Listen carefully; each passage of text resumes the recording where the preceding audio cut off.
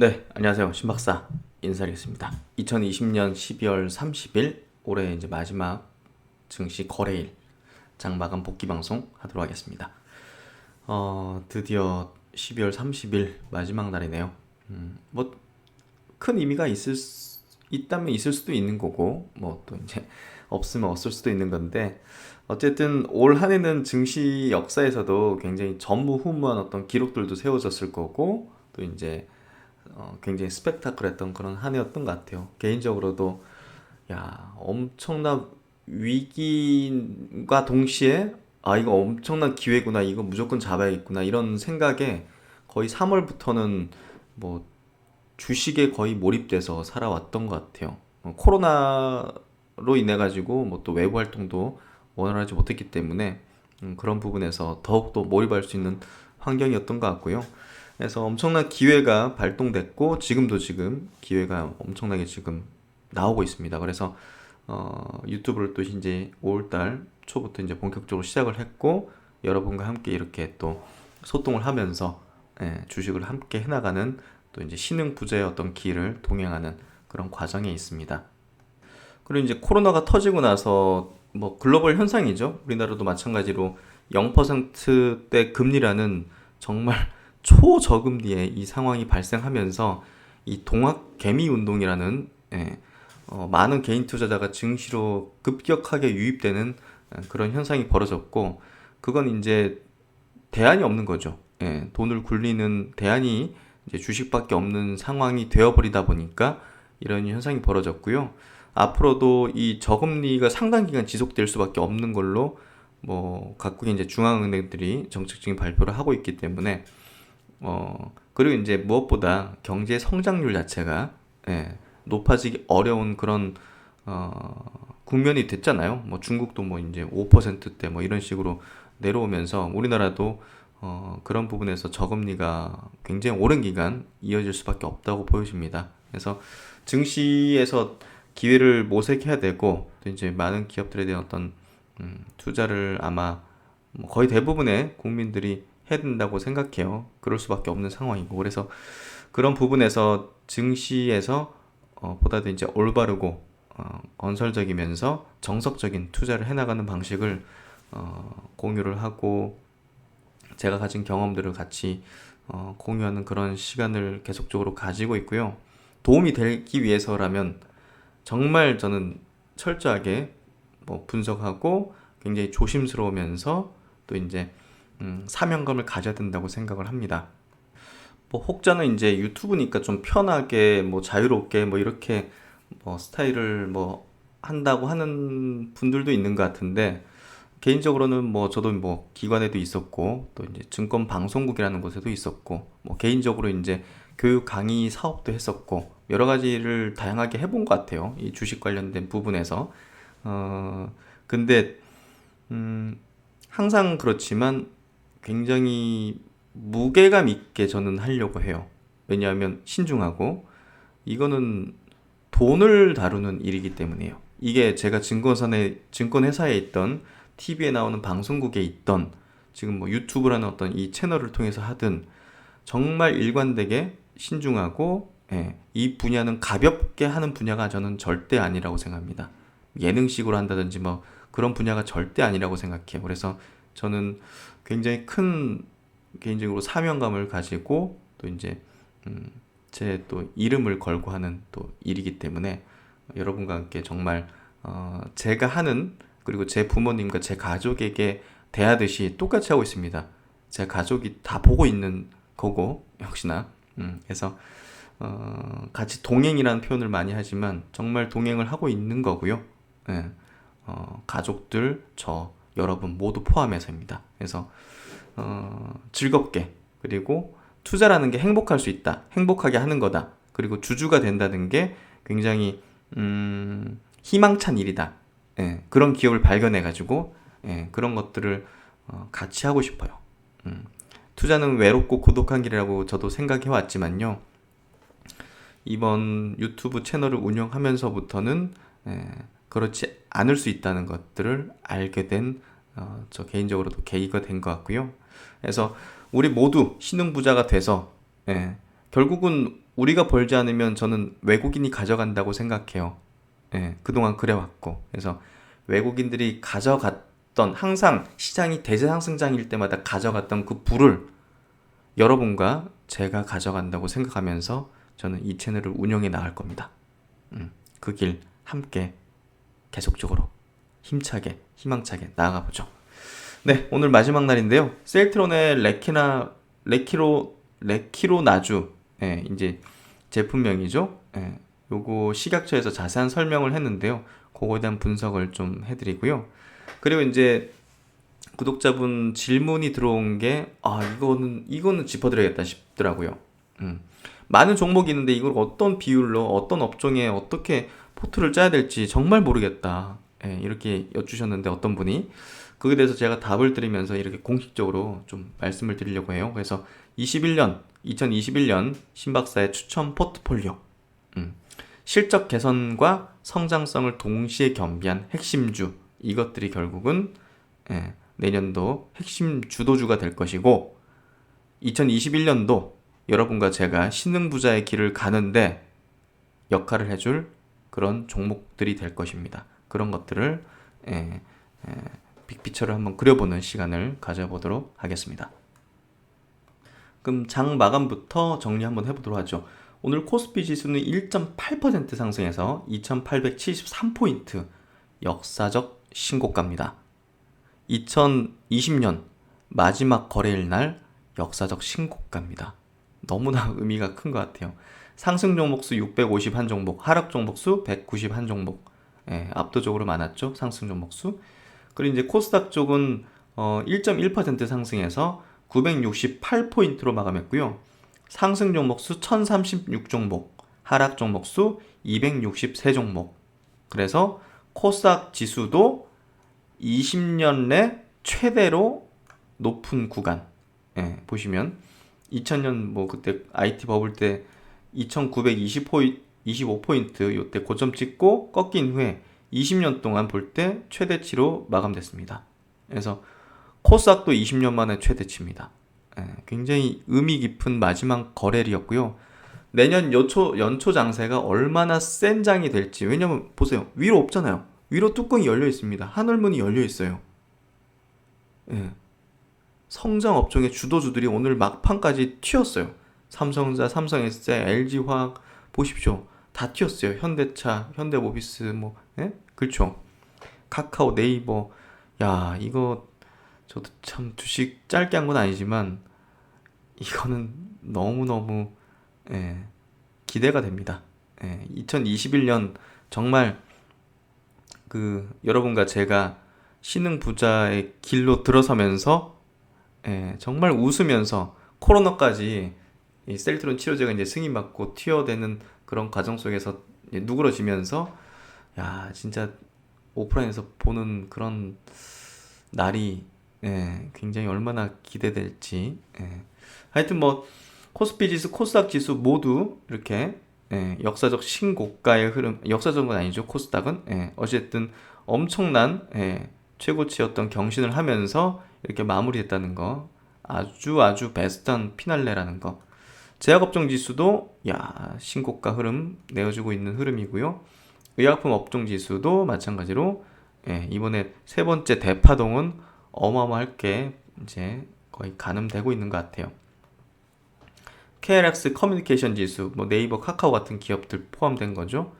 재차 올라가는 흐름으로 마감되는 그런 모습이고요. 증시 자금도 이제 고객 예수금 64조입니다. 어마어마한 수치가 계속 유지가 되고 있고요. 개인들이 엄청나게 사재끼는데도 불구하고 고객 예수금은 계속 늘어난다는 것은 계속 돈이 들어오고 있다는 거죠.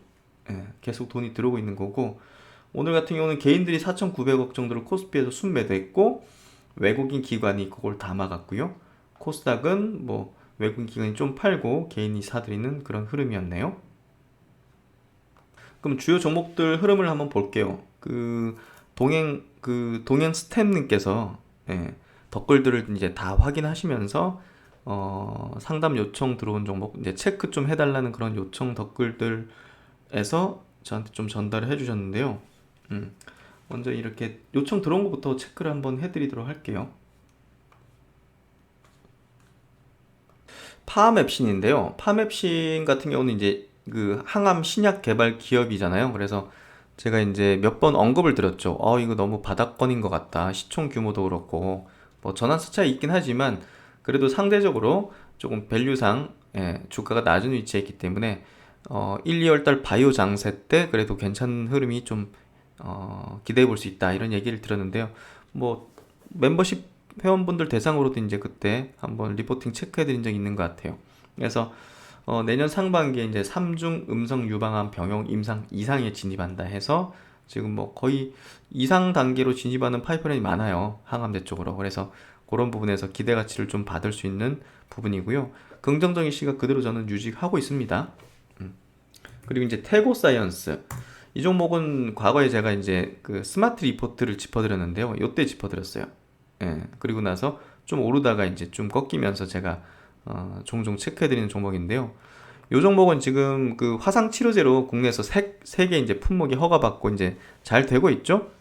근데 이제 우리 어깨 힘줄 그 재생 관련된 이 세포 치료제로 이제 동종 치료제로 지금 미국 FDA에 IND 신청하려고 지금 준비하고 있거든요. 그래서 그 모멘텀이 꽤 커요. 그 시장이 굉장히 크기 때문에. 그래서 그때 스마트 리포트 한 번 더 제가 짚어드렸죠. 두 번이나 한 번 짚어드렸어요. 이 종목은. 밸류가 싸자. 2,400억.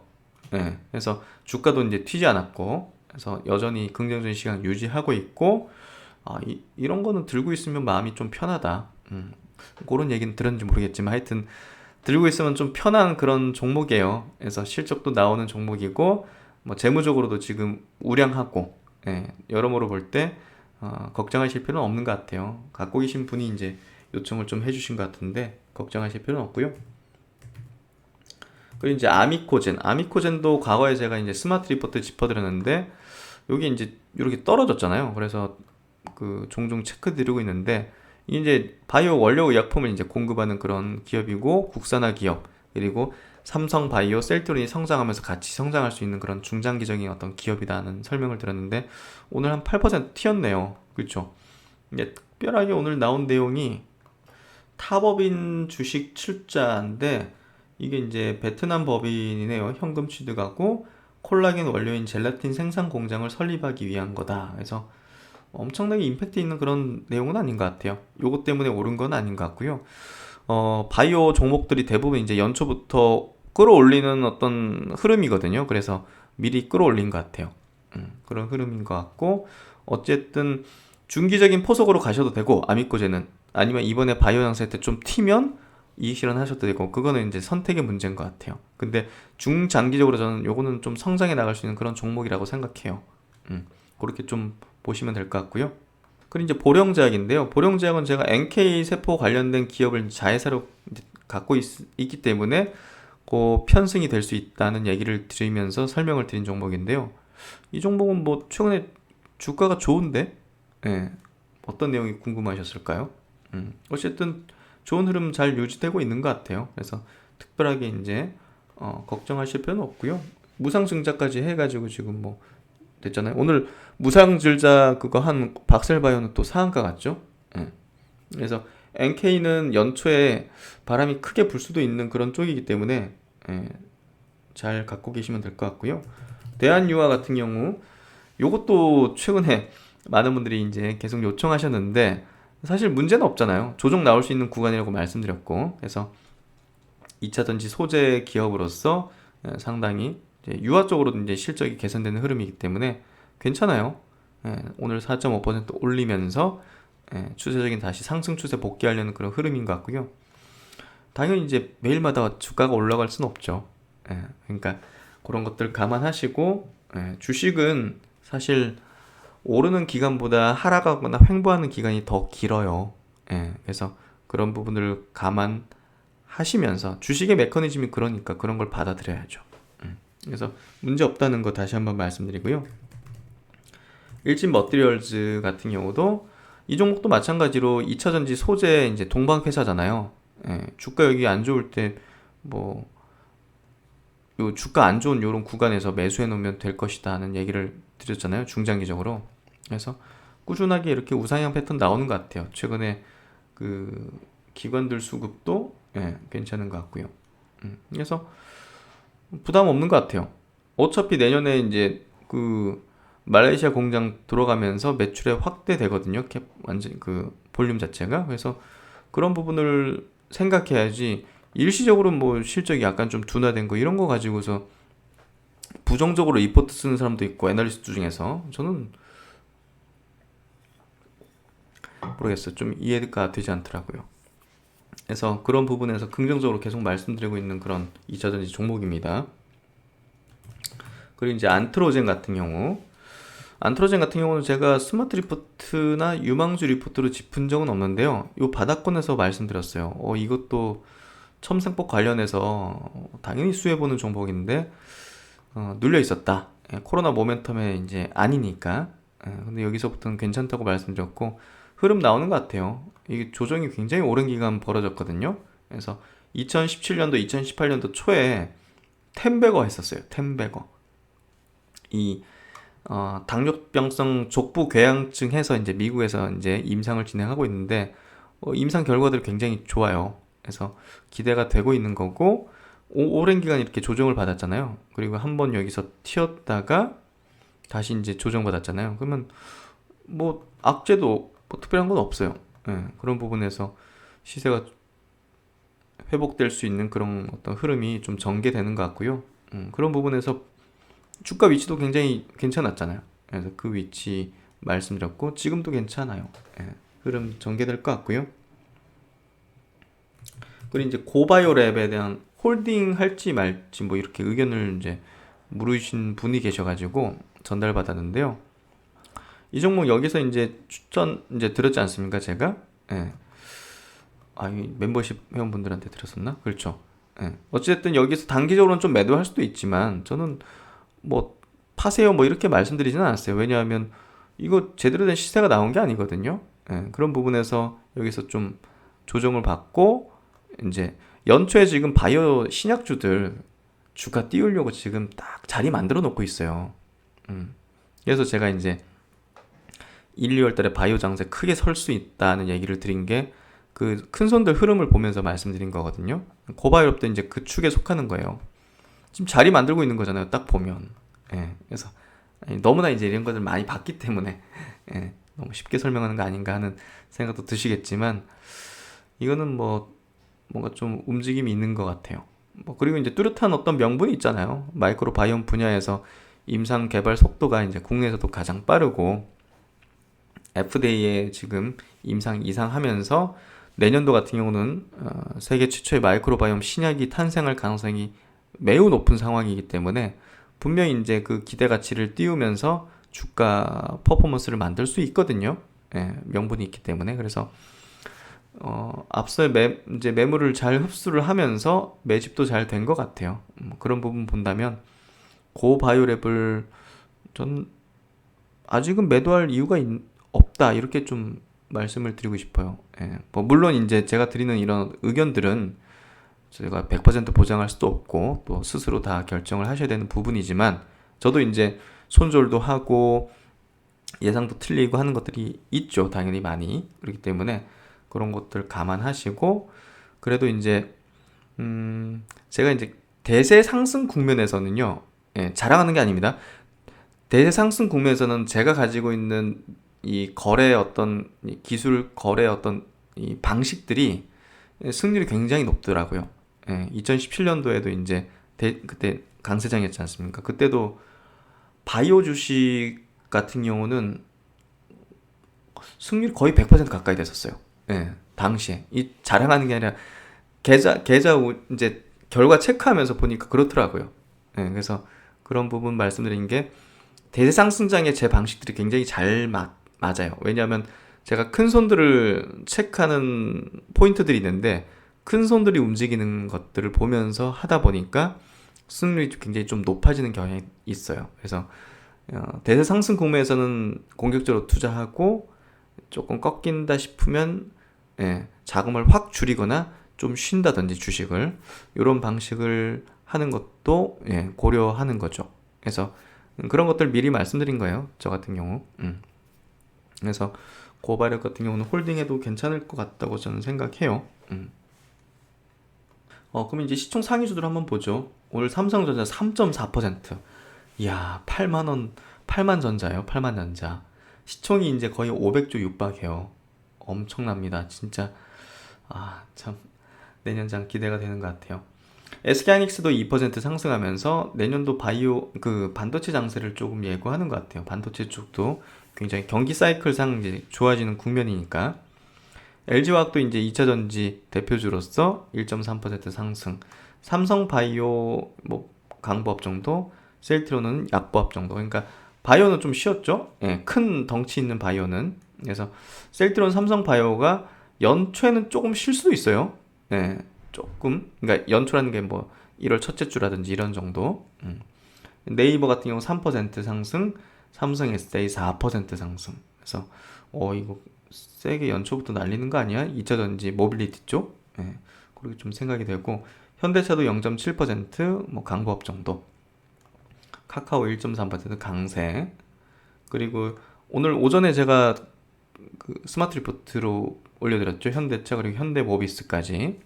그래서 현대모비스 1.7%, 헬스케어가 2.9%좀 조정을 받았죠. L전자는 오늘도 셌어요. 2.6% 강세. 완전히 그냥 프리미엄 받으면서 주가가 상승하는 국면인 것 같고요. SK이노베이션이 3.8%. 그 경기 회복과 이제 2차전지 성장에 대한 프리미엄 붙이면서 상대적으로 이제 못 올랐잖아요. LG화학과 SDI 비해서. 그래서 키 맞추기 차원의 상승이 좀 일어날 수 있죠. 예. 코스닥으로 넘어오면 셀트리온 헬스케어, 셀트리온 제약 모두 이제 조정을 좀 받았고요. 시즌 같은 경우 3% 조정. 예. 펄어비스가 또 4%. 그러니까 좀 빠진 종목도 시총 상위에 좀 있어요. 예.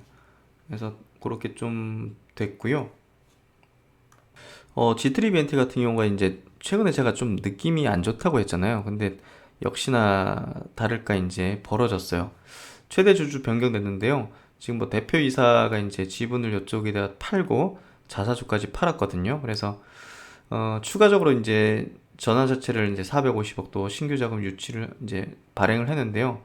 이게 또 안구 건조증 치료제를 추가적인 임상에 대한 어떤 얘기가 나오고 있어요. 그래서 조금 애매하죠. 예, 그래서 느낌이 별로 안 좋았는데 최근에 뭐 수급이 붙어가지고 샀는데 이 수급도 제가 볼 때는 조금 진실된 수급은 아닌 것 같아요. 예, 뭔가 좀 인위성이 가미된. 그래서 그때 이제 매도 의견 드렸으니까 대부분 매도하신 것 같은데 일부 가지고 계신 분들은 제가 볼 땐 조금 좋지는 않은 것 같아요. 예, 그렇게 좀 의견을 드리도록 하고요. 앞타바이오 굉장히 세죠. 예, 어찌됐든 JP모건 헬스케어 컨퍼런스 모멘텀이고요. 그 모멘텀에 저는 고점 찍고 빠질 수 있다 봐요. 그때 정리가 돼야 된다고 생각해요. 그래서 그 포인트 좀 짚어드리고요. 지금 보면 지노맨 컴퍼니가 이제 최근에 그 마이크로바이옴 해서 이제 상장했지 않습니까? 이전 상장 1조 수준이에요. 그래서 조금 부담 있는 밸류이긴 한데 어쨌든 이 섹터 자체에 붐이 일어나면 그래도 같이 편승하는 흐름이 나올 수는 있죠. 예, 그런 정도. 그리고 이 인트론 바이오는 와 계속 치네요. 예, 그래서 이거 가지고 계신 분들은 제가 아직은 특별히 뭐 매도할 필요가 없을 것 같다는 얘기를 들었는데 그대로 유지하고요. 그리고 이제 오늘 좀 짚어드리고 싶은 게 가비하고 KNX를 제가 이제 스마트 리포트 짚어드렸잖아요.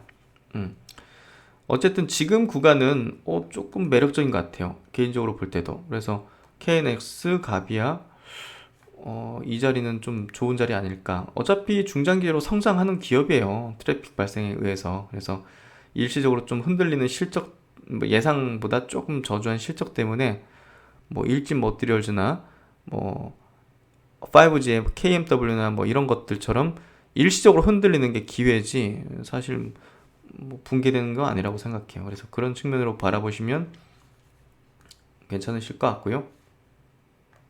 그 멤버십에서 이제 그 추천 분석해드렸던 종목이긴 한데 오늘 11% 튀우더라고요. 그래서 야 이거 뭔가 이제 현대차 그룹주들이 연초부터 좀 달리려고 하는가 지금 기관들이 갑자기 땡겨버리잖아요. 그래서 그런 부분에서 연초 장세에서 이 자동차 관련 주들에 대한 관심이 상당히 좀 필요하지 않을까 하는 생각이 좀 듭니다. 그래서 한번 참고를 해보시면 좋으실 것 같아요.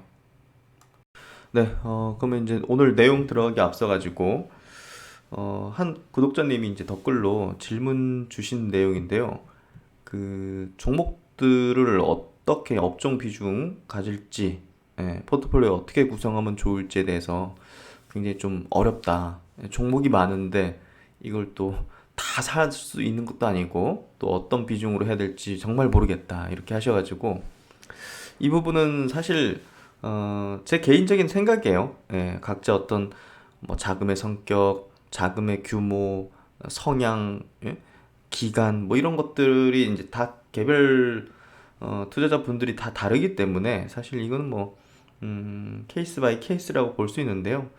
제가 생각할 때 이제 전략적인 포트폴리오를 어떻게 짜면 좋을까? 그리고 이제 개인적으로 이제 하고 있는 스타일, 비중, 거기에 대해서 한번 좀 설명 드려볼게요. 일단 추천 포트입니다. 저는 이제 기본적으로 성장을 하면서 실적이 개선되는 거를 가장 이제 우선순위, 포트에서 이제 우선순위, 그리고 이제 비중 면에서도 가장 높은 비중을 이제 차지하게 만듭니다. 그래서 단순히 이제 뭐 경기 회복에 따라서 이제 그냥 뭐 개선될 수 있는 것들, 뭐 예를 들면 뭐 화학 업종이라든지, 뭐 정유 업종이라든지, 뭐 유통 업종도 마찬가지가 되겠죠. 뭐 성장은 아닐 테지만, 그래서 그런 것들은 이제 비중이 낮거나, 뭐 그렇게 좀 하고 우선순위가 아닌 게 이제 후순위 정도 되겠죠. 제가 이제 포트폴리오를 형성할 때. 그래서 이제 실적과 성장이 이제 동시에 같이 결합된 것들을 이제 주로 이제 우선순위 비중을 높이는데요. 대표적인 게 이런 거죠. 셀트리온 그룹주 성장하면서 실적 계속 개선되죠. 뭐 이번에 이제 그 CTP59 같은 경우도 실적에 영향을 미치는 부분이잖아요. 그렇기 때문에 이제 비중을 높이는 부분이라고 볼 수 있는 거죠. 종목이라고 볼 수 있는 거죠. 그리고 그 최근에 이제 현대차 그룹에 대한 설명을 많이 드리고 있고 또 자율주행에 대한 어떤 트렌드에 부합된다. 그리고 전기차 시대에서 현대차의 어떤 선두권 진입이 거의 뭐 유력시 되고 있다. 이런 얘기를 이제 드렸지 않습니까?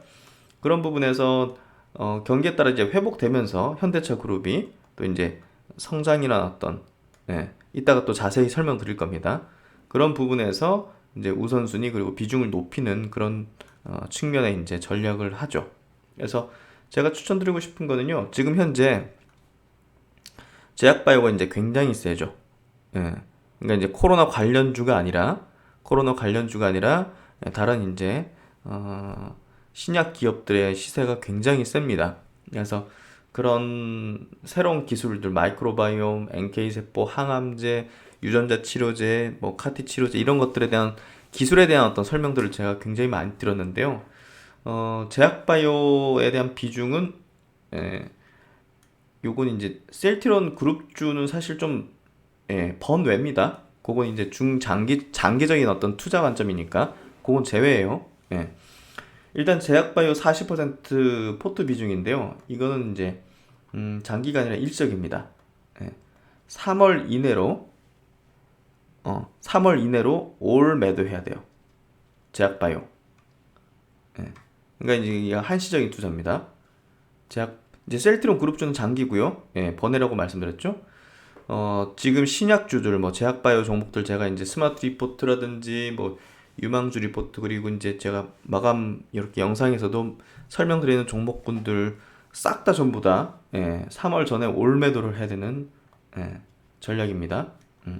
그래서 그렇게 좀 참고하시고 두 번째는 2차 전지, 전기차, 모빌리티, 뭐 자율주행 같은 것도 포함되는 거겠죠? 그래서 이쪽에 대한 포트폴리오 비중을 40% 정도. 기본적인 어떤 전략은 중장기입니다.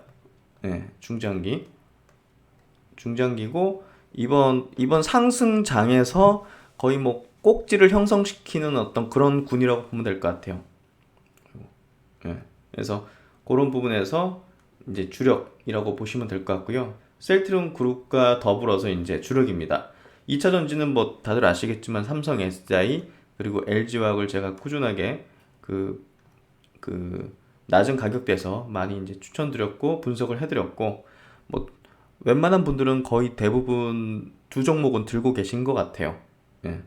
그래서 전기차 부분은 이제 현대차 그룹, 현대차, 기아차, 현대모비스 그리고 이제 그 유망주 리포트에서 제가 분석을 해드린 종목인데요. 11월 30일 날 현대위아 요 정도 제가 커버를 해드렸고 모빌리티는 이제 그 자율주행 쪽하고 다 포함해서 이제 모빌리티 이동하는 그런 어떤 그러니까 LG전자 같은 것도 이제 포함되겠죠. 근데 LG전자는 전 추천드리지는 않습니다. 지금 현재로서는 예 제가 이제 뭐 주가가 지금 올라가고 업사이드가 더 있다고 보긴 하지만 이미 저는 놓쳤다고 봐요. 예 그래서 저는 그 종목은 편입하지 않고 저도 개인적으로 투자하지 않습니다.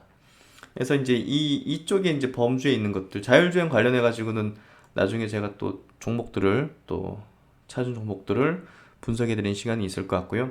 그래서 이쪽에 대해서 이제 40%고요. 이거는 좀 중장기라고 보시면 될 것 같고 뭐 종목별로는 약간 오버슈팅 나거나 하면 정리할 수 있겠지만 기본적으로는 중장기 성장이니까 성장과 실적이 동시에 벌어지는 거니까 그렇게 접근해서 저는 중장기적인 관점이고요. 그리고 이제 경기 민감 업종입니다. 비중이 이제 크지는 않습니다. 한 20% 정도 비중 생각을 하고요. 대표적으로 이제 뭐 유통, 백화점 주식이라든지 뭐 그런 거 있죠. 면세점이라든지 뭐 화장품도 있고요. 화장품도 있고 화학업종, 화학업종이라든지 뭐 정유업종, 뭐 반도체도 어떻게 보면 이제 그 경기 민감한 어떤 업종이기 때문에 반도체도 사실 뭐 삼성전자나 DB하이텍 같은 이제 비메모리 분야에서 어떤 성장을 보이는 종목군이 아니면 뭐 반도체 소재 장비 업체들 그런 것들은 사실 그 경기 민감한 어떤 분류를 해서 시클리컬하게 저는 봅니다. 이렇게 그래서 뭐안 좋을 때 사서 이게 좋을 때 호황일 때 이제 팔고 그런 관점에 종목들도 포함된다고 보시면 될 것 같아요. 그래서 이런 종목군은 사이클 투자고 결국은 이번 내년 대세 사이클에서 이제 어느 정도 고점을 형성하는 구간에서는 분명 정리해야 됩니다. 이건 성장이 아니라 회복이에요. 기본 컨셉이 회복이기 때문에 주가의 업사이드가 그렇게 높은 건 아닙니다. 그렇게 좀 이해하시면 될 것 같아요. 그래서 이렇게 범주를 갖고 포트폴리오를 이제 민감 업종 20%, 2차전지 전기차 모빌리티 분야 40%, 그리고 제약바이오 업종에 대해서 40%. 근데 제약바이오 업종은 3월 안짝으로 올 매도다. 예. 이 이제 그 짧고 굵게 올라가는 거예요. 그래서 이쪽은 길게 취하면 절대 안 됩니다. 제약바이오 쪽은. 그래서 그런 내용들 앞으로 뭐 계속 짚어드릴 거니까 그런 타이밍들 말씀을 드리게 될 거고요. 이렇게 좀 제가 생각하는 방식이고요. 참고하시면 될 것 같아요. 답변이 되는지 모르겠네요. 네. 그리고 이제 이 기사도 한번 좀 체크해 보도록 하죠. 서정진 회장님 이제 31일 용퇴를 하시지 않습니까? 내년부터는 이제 무보수 명예 회장직을 맡는다고 합니다. 이게 이제 이 대기업 분류가 되기 때문에 이제 명예 회장직으로는 이렇게 어떻게 해야 된다고 하더라고요. 어쩔 수 없이. 그래서 이제 어쩔 수 없이 이 직책, 이 이름이 이제 딱 명칭이 남는 거라고 보시면 될 것 같아요. 모든 걸 내려놓고자 했지만 이렇게 총수로서 이 뭐 주식을 들고 있으니까 그렇게 강제적으로 해야 된다고 하고요. 어쨌든 그 31일까지 끝으로 이제 셀트론 경영 일선에서 완전히 이제 물러난다고 이제 공언을 하셨고, 그렇게 한다고 회사 측에서도 이제 이야기를 하고 있네요. 이후에는 이제 명예회장으로서의 역할을 수행하게 된다. 이어서 내년 3월 정기 주주총회를 통해 신임 이사회 의장을 선임하면 공식적인 절차가 이제 모두 마무리되는 거죠. 그래서 내년 3월에 이제 주주총회 이사회 의장을 이제 선임하면 마무리가 완전히 끝난다. 그렇게 좀 보면 될 것 같고요. 이번에 이제 마지막 역작이 결국은 이 코로나 항체 치료제 레키로나주 성분명은 레그단비막, 요게 이제 될 걸로 보여지고요. 야, 참, 마지막 피날레가, 너무나 엄청난 것 같습니다. 예. 일단 이제 서정기 회장님은 일선에서 물러난 후에 유 헬스케어 사업에 본격적으로 나설 계획이다. 그래서 뭐 항상 얘기하셨던 거고요. 지난 10월 서 회장은 셀트리온과는 무관한 유 헬스케어 스타트업 기업을 세우겠다며 일단 현재 직원들은 한 명도 데리고 가지 않는다고 이렇게 밝혔습니다. 그래서 어떻게 어떤 방식으로 어떤 분들하고 하실지가 굉장히 궁금한데요. 하여튼 꽃길을 걸어가시게 되지 않을까 싶습니다. 하여튼 정말 수고하셨고, 여기 뒤에 있는 사진처럼 불가능을 가능성으로, 그리고 예, 가능성으로 맺은 게 아니라 가능으로 만드신 정말 입지전적인 분이신 거는 길이 아마 남게 되지 않을까 싶습니다. 하여튼 모두 박수 쳐드려야 될 것 같고요. 수고 많으셨습니다. 그리고 이제 오늘 그 지수와는 좀 다르게 이제 셀트리온 그룹주 3인방은 주가가 이제 조금 약세권으로 이제 마무리가 되는데요. 어쨌든 이제 신청을 하고, 코로나 항체 치료제 이제 조건부 신청을 했기 때문에 일단 그 사이에는 조금 이제 그 재료적인 어떤 공백이 좀 있죠. 그런 틈에 이제 차익 매수라든지 재료 선물로 여기는 어떤 수급들도 있을 수 있죠. 그런 것들이 좀 나오거나 뭐 기관들의 어떤 프로그램 뭐 매물이 나온다거나 이런 식의 어떤 흐름이었던 것 같고요. 뭐 어느 정도는 예상할 수도 있는 부분입니다. 그래서 크게 걱정할 필요는 없는 것 같고요. 일단은 그 셀트론 코로나 항체 치료제가 이제 비교 대상이 첫 번째가 뭐겠습니까? 일단 효능에 대한 지금 발표를 못 하고 있는데 좀 이게 좀 아이러니한데요. 못 하고 있는데 결국은 이게 이제 렘데스비르라는 코로나 이제 치료제 정식으로 이제 승인받은 요거 효능하고 비교가 될 거고요. 그리고 이제 첫 번째 그 릴리 사건, 그리고 이제 두 번째 리제네론 사건에 그 긴급 사용 승인 신청하기 전에 이제 나온 뭐 입원율이라든지 이런 것들에 대한 어떤 그 이제 그 결과 그거하고 이제 비교하는 그런 내용으로 아마 이제 발표가 이루어지게 될 것 같아요. 국제학회에서도 이제 그런 식으로 렘데스비르, 릴리 거, 리제네론 거랑 이제 비교를 해가지고 그 아마 데이터를 이제 발표를 하지 않을까 싶거든요. 그래서 그런 부분에서 렘데스비르가 이제 국내에서 또 2,450명에게 이제 투여됐다는 거. 그리고 이제 이 투여된 어떤 환자들에게서 특별하게 효능이 명확하게 좀 확인되지 못했다는 거. 이런 부분에서 볼 때 사실상 뭐 셀트론의 치료제가 승인받지 못할 이유는 없을 것 같고요. 뭐 결과 나와봐야 알겠지만 무난하게 뭐 통과되리라 생각합니다. 일단은 뭐 이걸 넘어서 가지고 이제 해외에서의 어떤 그 성계학이 아마 많은 어떤 기대와 이제 주목이 될 걸로 예상이 되는데요. 지금 이제 많은 국가들이 렘데시비르 같은 경우는 미국에서 뭐 공식적으로 FDA 승인 받아가지고 뭐 우리나라에서도 이렇게 많은 환자에게 중증 환자에게 투여되긴 하지만 사실상 그렇게 이제 수요가 많이 붙지는 않은 것 같아요. 그래서 WHO 같은 경우도 코로나19 치료 효과에 논란이 일었던 이 렘데스비르 사용을 이제 추천하지 않는다고 이제 밝힌 바 있고 뉴 잉글랜드 저널 오브 메디슨 보고서에서도 렘데스비르는 코로나19 환자 회복 기간을 줄이는데 효과는 있지만 사망률을 낮추진 못한다 이렇게 보고를 하면서 뭐 결국은 길려도 주가를 보면 좀 알 수가 있죠. 크게 이제 오르지 못하는 정도가 아니라 그냥 이제 주가가 꼬라박는 그런 흐름을 보였는데요. 결국은 제가 볼 때는 주가에도 핵심은 효능에 대한 그 이상에 대한 결과 발표가 될 것 같아요.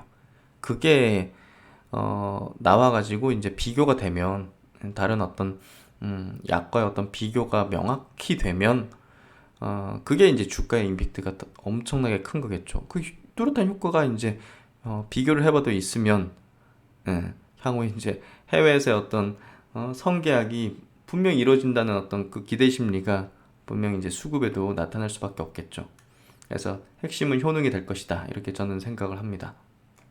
그래서 이제 셀트론의 이제 코로나19 치료제 허가 심사 착수라는 이 식약처에서 나온 공식적인 자료를 한번 우리가 좀 체크해보고 분석해볼 필요가 있는 것 같은데요. 안정성, 효과성 철저히 검증, 40일 이내 검토 목표로 한다. 식약처 김감릭 처장, 셀트론 코로나19 치료제 레키로나주 960mg 레그담비맙이 오늘 품목허가 신청이 접수됨에 따라서 향후 허가 과정에 대해서 다음과 같이 설명했습니다. 이번에 허가 신청한 레키로나주는 셀트론에서 신약으로 개발 중인 유전자 재조합 중화항체 치료제입니다. 레키로나주의 주성분은 레그담비맙이라는 국제 일반명을 부여받은 코로나19 중화항체로 코로나19 완치자의 혈액에 존재하는 중화항체 유전자를 선별하고 선별 채취한 유전자를 대량 생산이 가능한 숙주세포에 삽입하여 세포 배양 과정을 통해 대량으로 생산을 합니다. 그래서 이제 코로나19 완치자 혈액에서 항체를 지속적으로 이제 채취할 필요가 없고요. 계속적으로 이제 공장에서 이제 찍어내듯이 이렇게 유전자 재조합된 세포를 이용해서 중화항체를 대량 생산할 수 있다는 거죠. 기존의 치료제로 허가된 이제 베클로리주, 렘데스비르 같은 경우는 세포 내에 이제 감염된 코로나19 바이러스의 복제를 이제 억제하는 어떤 기능을 하는 거고, 항바이러스제로서 이 셀트론의 이제 레키로나주는 코로나19 바이러스의 표면에 있는 인체세포 결합 부위, 이제 RBD라고 하죠, 약자로. 이 인체세포 결합 부위에 항체 치료제가 대신 결합함으로써 이게 이제 코로나 이제 바이러스 요 이제 돌기 부분이 인간의 세포 부분에 딱 결합되는 건데, 항체가 투입되면서 여기에 이제 골무를 씌워서 여기에 결합을 할 수 없게 만드는 그 역할을 하는 거죠. 그래서 바이러스가 세포랑 같이 이제 결합 부위랑 같이 결합돼야 세포 내로 침투해서 막 복제를 해나갈 수 있는 건데, 아예 이제 바이러스가 세포 내로 침투되는 걸 막게 되는 거죠. 그걸 이제 도식한 게 이렇게 돼 있는 거고요. 요거를 이제 막는다는 거죠. 그래서 이제 렘데스비르랑은 완전히 다르죠. 그래서 이 다른 어떤 기전을 갖고 있기 때문에 다른 환자의 어떤 다른 상황에서 써야 된다는 거죠. 항체 치료제는 요거 CDP-59는. 그래서 레키라노주의 예상 대상 환자는 경증부터 중등증까지의, 왜 이러냐면 이제 바이러스가 있는 상태여야 되겠죠. 바이러스가 없으면 이게 이 원리가 안 되는 거잖아요. 그러니까 바이러스가 있는 환자 아직까지는. 그래서 코로나19 환자이며 예상 용법과 제형은 90분간 정맥 투여하는 주사제. 그 병상에 누워가지고 90분간 이제 주사를 이제 딱 맞고 있어야 되는 거죠. 예상 효능 효과는 경증, 중등증 코로나19 환자의 치료다. 그래서 이제 식약처가 이제 소상히 이 개발 과정에 대해서도 이렇게 정리를 했는데요. 그래서 정리한다고 생각하고 이렇게 한번 보시면 될 것 같아요. 식약처는 금년 2월 개발 초기부터 허가 신청까지 셀트론과 밀접한 상담을 통해서 임상 기간을 10개월로 대폭 단축하여 완료하였습니다. 임상시험에 있어서는 탐색적 의미와 치료적 효과를 함께 확인할 수 있는 임상시험 설계가 될 수 있도록 대상 환자 확대 권고, 전문가 자문 등을 이제 식약처에서 지원을 했다는 거죠. 셀트론은 식약처로부터 2상과 3상을 동시에 승인받은 다국가 임상시험 중 2상을 완료하고 허가를 신청하는 것으로 3상은 이번 허가 신청과는 관계없이 계획대로 진행될 예정입니다. 그래서 3상 그대로 진행합니다. 2상은 이제 경증, 중등증의 코로나19 환자 327명을 대상으로 발열 등 7가지 코로나19 증상에 대한 회복기간 단축과 바이러스 검사 시 양성에서 음성으로 되는데 걸리는 기간 단축, 낫는데 이제 걸리는 기간 단축. 그래서 회복 기간 단축, 이제 바이러스가 소멸되는 그 기간 단축을 확인하는 걸 이제 목표로 삼습니다. 3상은 이제 경증 중등증 코로나19 환자 720명 대상으로 산소 치료가 필요하거나 입원하는 등 증상이 악화되는 비율이 감소하는지 확인하는 것을 이제 계획을 하고 있죠. 그래서 이제 허가 심사 자료는요, 셀트론이 이번 품목 허가 신청으로 심사하는 주요 자료는 비임상 시험, 이제 동물 임상, 그리고 인간 임상, 그리고 이제 품질, 위해성 관리 계획, 제조 품질 관리 자료. 이건 이제 공장 생산하는 그 품목이죠. 그래서 이미 뭐 비임상 뭐 정부랑 같이 하고 있었고, 이상도 뭐 데이터 실시간으로 계속 주고받았다고 하잖아요. 그러니까 이 심사하는 기간을 단축하기 위해서 계속적으로 실시간으로 이제 자료를 그냥 넘겨버렸다는 거죠.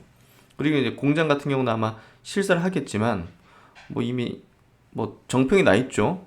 미국, 유럽에 지금 수출을 지금 수년간 하면서 뭐 제조의 기술 자체가 뭐 글로벌 탑급이기 때문에 아마 이것도 실사가 그렇게 오래 걸리진 않을 걸로 생각합니다. 그래서 비임상 자료, 이제 품질 뭐 이런 자료 이런 것들을 다 이제 제출하고 확인받는 그런 과정이죠. 그래서 이제 코로나19 치료제 국내 이제 개발 현황을 보면요. 국내 이제 코로나19 치료제 개발 현황은 국외의 경우 이제 릴리사 그리고 리제네론 이 이제 항체 치료제가 긴급 사용 승인은 받았지만 이제 3상 임상 시험을 계속 진행을 하고 있고요. 또 이제 뭐 바리시티닙, 뭐 관절염 치료제 이런 것들이 코로나19 치료 효능 효과를 추가하기 위해서 약물 재창출로 임상 시험을 하고 있다. 국내에서는 레키로나주를 비롯해서 코로나19 치료제로 개발 중인 항체 치료제 등 총 15개 제품, 나머지는 다 이제 약물 재창출이죠. 이제 임상이 진행되고 있는 거고요. 셀트론의 이제 이 레키노나주에 대해서는 미국과 유럽 등에서 임상 2, 3상을 지금 승인받아서 진행 중에 있는 거고요. 내년부터는 또 이제 미국에서 긴급 사용 승인, 그리고 유럽에서 조건부 허가, 가능 여부 등을 이제 타진해 가지고 해외 진출을 계획을 하고 있다고 합니다.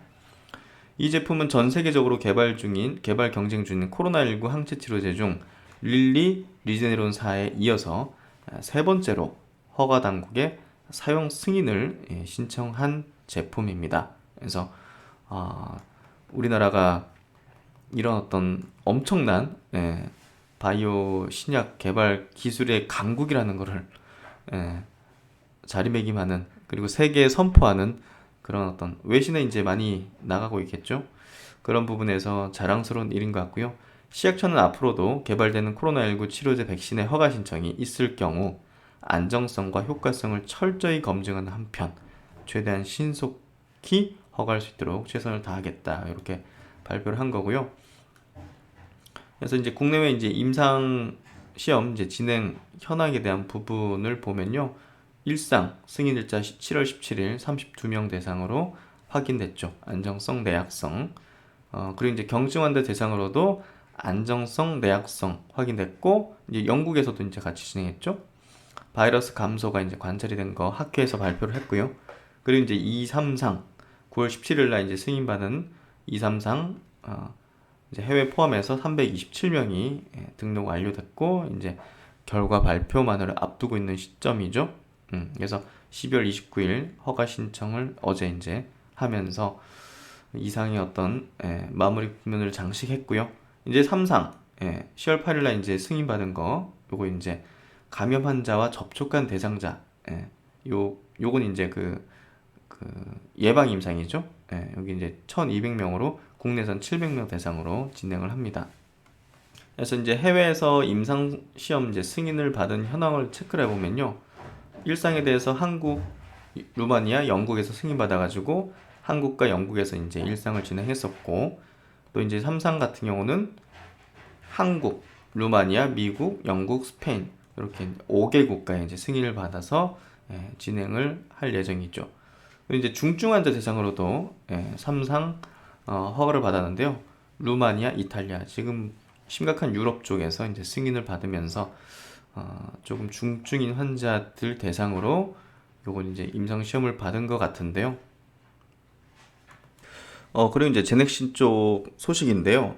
제넥신 관계회사 네오 이문텍이 이제 어제 말씀드린 대로 그 거래소 이제 기업 공개 IPO 1차 관문인 상장 예심을 이제 통과했다는 소식인데요. 청구한 지 5개월 만이니까 조금 오래 걸린 거죠.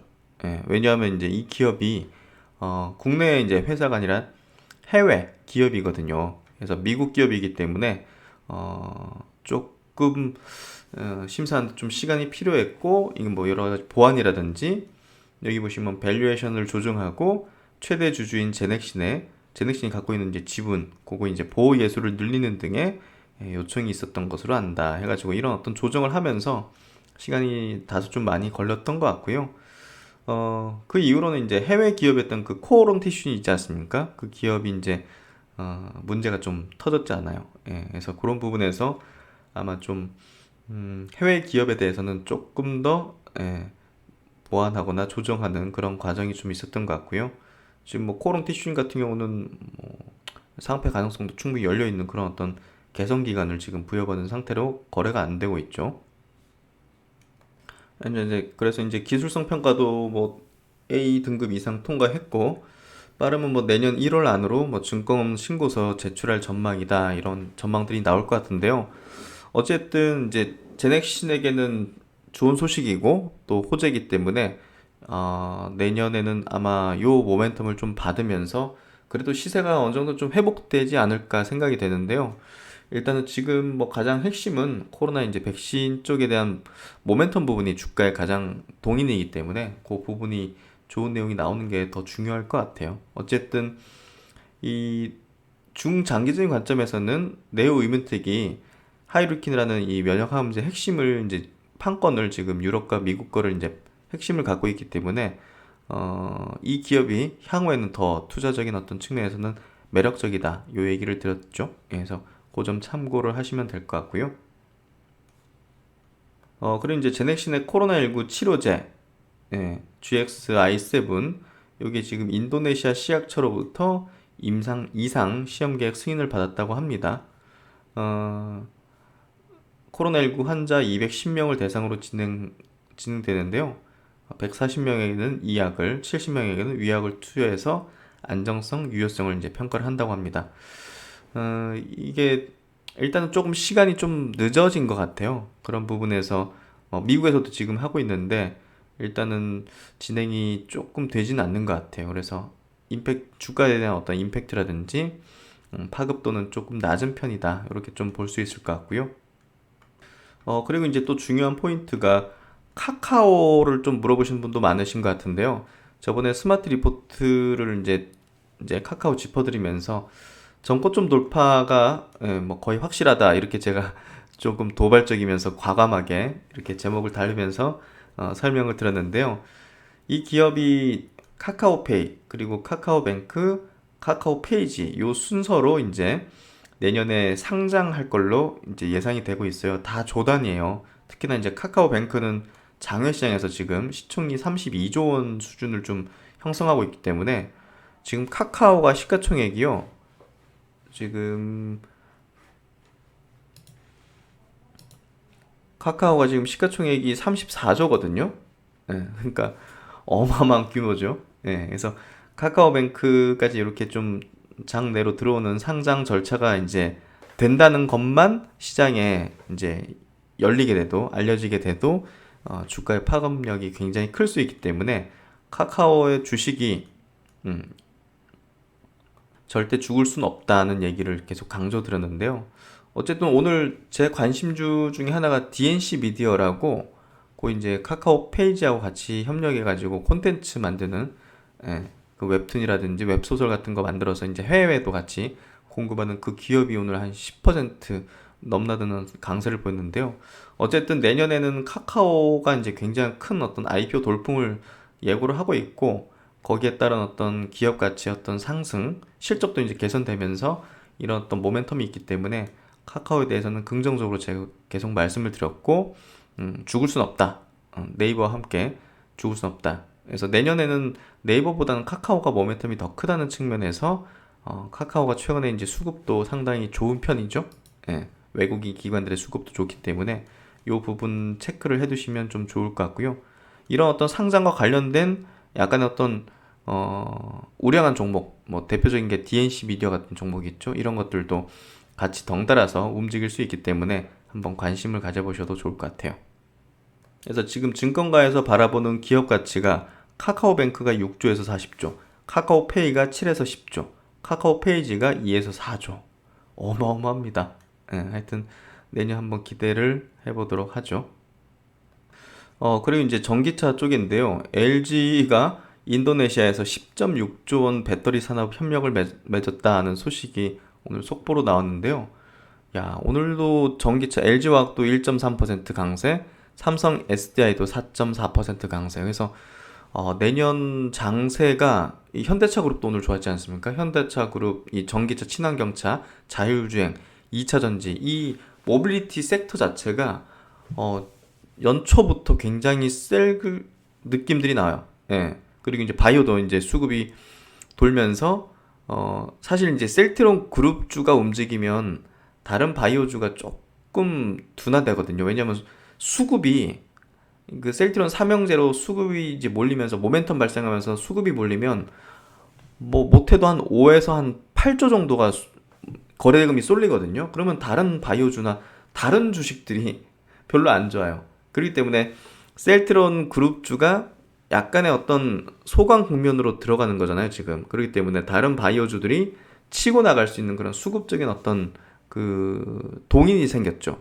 예, 그런 부분에서 연초에는 그 신약 섹터 바이오주들 그리고 이 모빌리티 섹터가 굉장히 세게 달리려는 그 이제 이틀 동안 최근 이틀 동안의 흐름이 그런 느낌이 딱딱 있었어요. 그래서 그런 부분도 한번 참고해 보시고 LG 에너지 솔루션 같은 경우는 이렇게 또 인도네시아하고 MOU를 맺으면서 시장을 굉장히 글로벌적으로 키워나가는 흐름을 계속 이어가고 있네요.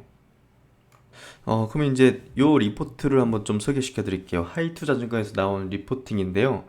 언제 한번 좀 소개시켜 드리겠다, 읽어 드려야겠다는 생각을 했는데 오늘 딱 이렇게 읽어 드리게 됐네요. 굉장히 좀 정리가 된 내용이에요. 지금 자동차 업체 간의 어떤 흐름, 그걸 좀 종합적으로 이렇게 좀 정리된 좋은 내용인 것 같아서 소개시켜 드리는데요. 최근에 제가 이제 현대차 그룹에 대해서도 굉장히 강조드리면서 내년도 자율주행 시대의 어떤 개막이 이제 터진다. 그리고 현대차 그룹 같은 경우는 내년에 전기차 플랫폼으로 이제 아이오닉 그 신차를 이제 내놓기 때문에 뭐 제네시스 전기차도 나오고 하면서 이 전기차 시대의 어떤 선두주자로 이제 올라서는 그런 어떤 거의 선언을 하는 어떤 개념이 내년 이제 초거든요. 그래서 그런 부분에서 이제 기대 가치를 한껏 제가 볼 땐 연초부터 피치를 올릴 가능성이 상당히 높아요. 그거를 이제 LG전자가 팡 터트려줬고, 지금 뭐 삼성 SDI도 지금 이틀 연속 급등시키면서 그 붐을 좀 형성시키는 그런 어떤 뭐랄까요, 불쏘시개 역할을 좀 해주고 있는 것 같아요. 그래서 뭐 LG화학도 당연하고, 그래서 제가 이제 LG화학이나 삼성 SDI는 뭐 대부분 들고 계신다고 생각해요. 들고 계시리라 생각합니다. 워낙 이제 그 최근 바닥권에서 제가 굉장히 강조드리고 많은 분들 들고 계신 것 같고 상담을 받아보면, 근데 이 현대차 그룹에 대해서는 안 들고 계신 분들도 굉장히 많으신 것 같아가지고 제가 조금 임팩트 있게 설명을 드리고 최근에 이제 마감 영상에서도 계속적으로 제가 설명드리고 있죠. 좀 눈치채신 분들 채실 거예요. 내년 연초를 대비하는 전략이거든요. 그런 부분에서 굉장히 중요한 내용으로 좀 구성돼서 한번 읽어드릴게요. 미래 DNA에 따른 자동차 업체 간의 밸류에이션 차별 강화다. 주식시장에서 자동차 기업들의 주가 희비가 명확히 엇갈리고 있다. 테슬라, 니오, 샤오펑 이 신생업체 이제 뭐랄까 그 전기차 뭐 자율주행 이쪽으로 이제 포지션되어 있는 이제 업체들이죠. 테슬라, 니오, 샤오펑 등 신생 업체들 주가 상승 각도가 더욱 가파르게 전개되고 있다. 반면 전통적인 강호였던 독일, 메이커들의 독일, 일본 메이커들의 기울기는 완만하거나 오히려 우하향하는 주가가 빠지는 그런 흐름이다. 기존 업체에 포함되나 부단히 미래 성장성을 위해 땀 흘리는 기업들은 우상향 흐름을 만들어내기도 한다. 대표적인 기업이 현대차죠. 주식시장의 글로벌 2대 화두는 디지털 트랜스포메이션, 디지털의 전환이죠. 그리고 카본 뉴트럴리티, 탄소 중립. 그러니까 이제 결국은 디지털 전환은 뭐 자율주행이라고 대표할 수 있는 것 같고요. 그리고 탄소 중립은 친환경차. 여기 이제 두 개 결합되는 식으로 자동차 시장의 2대 화두죠. 그래서 자동차 더 나아가서는 이제 모빌리티 전 분야, 이동하는 어떤 수단 이런 거 말하는 거예요. 모빌리티라는 게. 이 모빌리티 분야는 이 자율주행 그리고 초연결. 이 자율주행은 이제 초연결이 되잖아요. 이 모든 차 그리고 이 통제하는 거 모든 게 연결이 되기 때문에 5G 뭐 사물 인터넷 여러 가지 뭐 반도체 인공지능 뭐 모든 어떤 기술이 결합돼야 되는 거죠. 그리고 이제 모든 디지털 전환의 흐름에 들어가야 되고, 그리고 이게 다 전장이기 때문에 전기가 많이 필요하기 때문에 당연히 뭘로 해야겠습니까? 기존 내연기관차 배터리로는 충당이 안 되겠죠. 왜냐면 실시간으로 계속 전파가 그 통신이 오고 가야 되는 거잖아요. 그렇기 때문에 전력 소모가 많고 거기에 따라서 전기차 베이스로 돼야 된다는 거죠. 이해되시죠? 궁극적으로 자율주행 시대로 가는 게 지금 거의 대부분의 지금 목표점이에요. 그 과정에서 전기차 베이스가 돼야 된다는 거죠. 그래서 탄소 중립, 디지털 전환 이 두 가지가 핵심입니다. 이 두 가지에 따른 기업들을 찾는 거예요. 그 과정이 지금 모빌리티 섹터를 우리가 투자하는 핵심입니다. 아셨죠? 오늘 제가 서두에 말씀드린 그 포트폴리오를 만드는 데 있어서 그리고 이제 전동화 지금 LG전자가 이제 여러 가지 어떤 전기 장치, 전기 부품, 모터 이런 것들 만드는 거 있죠. 그리고 이제 차량 공유, 이 뭐 서비스죠. 이제 우버라든지 이런 것들, 뭐 우리나라에는 뭐 소카 이런 업체들이 있죠. 이런 걸로 이제 탄소 중립이 포함된다. 미래 기술의 교집합이 상당히 많은 산업이 되어버린 것이다. 반면에 내연기관을 동력원으로 하는 전통 자동차는 미래의 잣대로 봤을 때 사라질 수밖에 없는 좌초 자산으로 분류되고 있다. 좌초 자산. 그래서 이제 전기차나 친환경차 쪽으로 포지션을 별로 못 가져가고 있는 지금 자동차 업체들은요, 주가가 계속 빠지는 거예요. 지금 현재로서는 뭐 이익을 내고 있다 하더라도 미래는 이익을 낼 수 없고 뭐 징벌적인 어떤 벌금을 내야 되고 이런 부분들이 결국은 좌초 자산으로 지금 분류가 되고 있는 거죠. 그래서 현재 재무적 성과가 좋아도 밸류에이션상 디스카운트가 되는 것이다. 좌초 자산은 시장의 환경 변화 등 예상하지 못한 이슈로 자산 가치가 점점 하락하다가 상각되거나 부채로 전환되는 자산을 의미하기 때문이다. 현재 성과는 미미하나 미래에 시장 점유율을 크게 높일 것으로 전망되는 업체들은 뭡니까? PSR, Price Sales Ratio, 세일즈가 이제 매출액입니다. 그러니까 Price Earning Ratio가 이제 퍼라는 이제 수치잖아요. 이게 이제 몇 배수 지금 주가가 형성되느냐 이거 할 때 퍼잖아요. 근데 이제 뭐 니오라든지 테슬라 이런 기업들은 샤오펑 이런 기업들은 이제 이익은 뭐 안 나는 기업도 있지만 이익으로 밸류를 측정하지 않고 매출의 규모, 왜냐면 그 시장이 이제 시작하면서 나중에 폭발적이 되기 때문에 매출의 규모로 이제 이 기업의 밸류에이션을 매겨주는 거예요.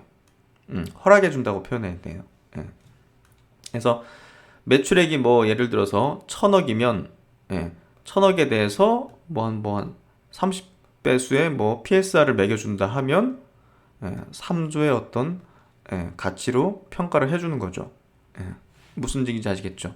매출액의 몇 배수 이걸로 기업 가치를 매겨준다는 거예요. 그걸 허락해준다는 거죠. 보통 이제 벤처 캐피탈이나 이제 그 IPO 되지 않은 프리 IPO 단계 어떤 펀딩을 할 때 보통 이제 뭐 예를 들면 그런 거죠. 뭐 우리 잘 아는 뭐 마켓컬리 같은 회사 적자잖아요. 계속 이익 안 나고. 그래도 매출액이 뭐 한 3천억이다. 그러면 여기에 뭐 배수를 뭐와 7배를 매겨준다든지 10배를 매겨준다든지 해서 기업 가치를 평가해주고, 그 기업 가치 평가에 따라서 내가 지분 5% 들어갈게 해서 얼마 들어가고, 이런 식으로 하는 거잖아요. 그래서 이런 어떤 PSR 방식이 이제 VC나 이제 프리 IPO 단계에서 펀딩 때 사용되는 기업 가치 산정 방법임에도 불구하고, 이 유통시장이라는 건 이제 우리가 주식을 이렇게 거래할 수 있는 그걸 말하는 거거든요. 주식시장에서. 유통시장에서도 그대로 지금 인정을 받고 있다는 것이다. 반면 전통 기업들은 여전히 PBR 1배 미만의 차별을 받고 있다. 야, 여기서 주식시장의 성과가, 주식시장의 이제 주가, 그게 성과가 극단적으로 나뉘는 것이다. 아래 표에 테슬라와 현대차를 비교를 해보자.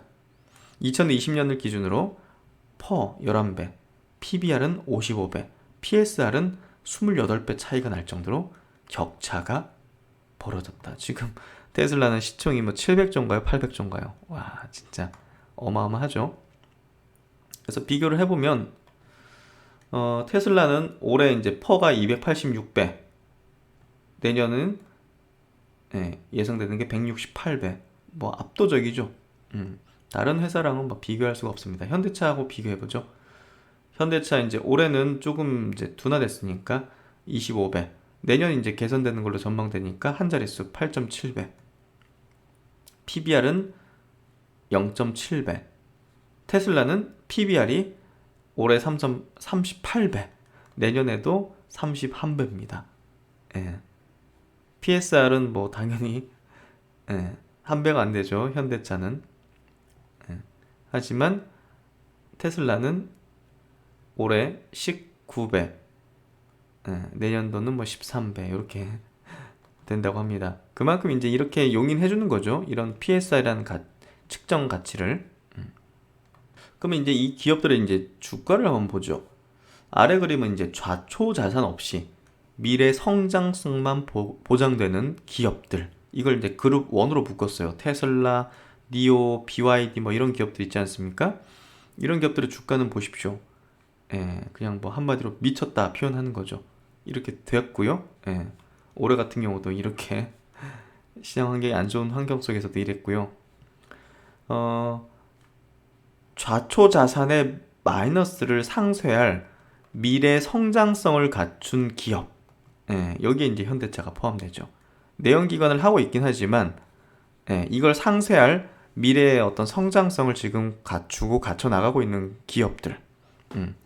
다임러, 포드, GM, 현대차, 기아차, 도요타, 폭스바겐. 친환경차를 굉장히 공격적으로 개발하고 이제 올리고 있는, 론칭하고 있는 그런 기업이죠. 이런 기업들은 그래도 코로나 때는 빠졌지만 우상향 패턴을 이렇게 보여주고 있어요. 기아차, 현대차가 탄력적으로 상승했죠. 그만큼 시장에서도 기대를 하는 거예요. 저는 선두권으로 치고 나가리라 생각합니다. 이 그룹 2에서는 선두권으로 치고 나가는 걸로 생각합니다. 분석을 해보면.